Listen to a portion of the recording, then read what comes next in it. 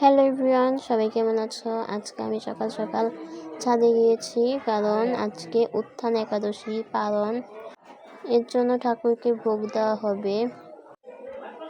দেখো আমাদের কত সুন্দর তুলসী গাছ, ওদিকে আরো আছে, বাট এটা পূজা দেওয়া হয়। আর এদিকে রান্না করা হচ্ছে, আমার বাবা রান্না করছে পালনের জন্য নাবড়া, আর এদিকে খিচুড়ি টিচুড়ি সব মা রান্না করেছে। রান্না করাও অলরেডি শেষ, এখন শুধু একটা জিনিসই আছে, সেটা হচ্ছে নাবড়া।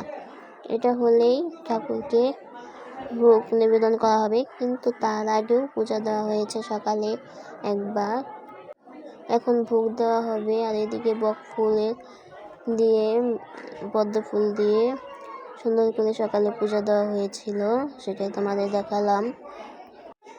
উত্থান একাদশী খুবই একটি ভালো, এই একাদশীতে শ্রীকৃষ্ণ জাগনা হয়, আর শয়ন একাদশীতে ঘুমায়। এই 4 মাস পর উত্থান একাদশীর দিন শ্রীকৃষ্ণ জেগে ওঠে। এই একাদশী করলে অনেক পুণ্য হয়, 1000 অশ্বমেধ যজ্ঞের ফল লাভ হয়। এই একাদশী ব্রতের কারণে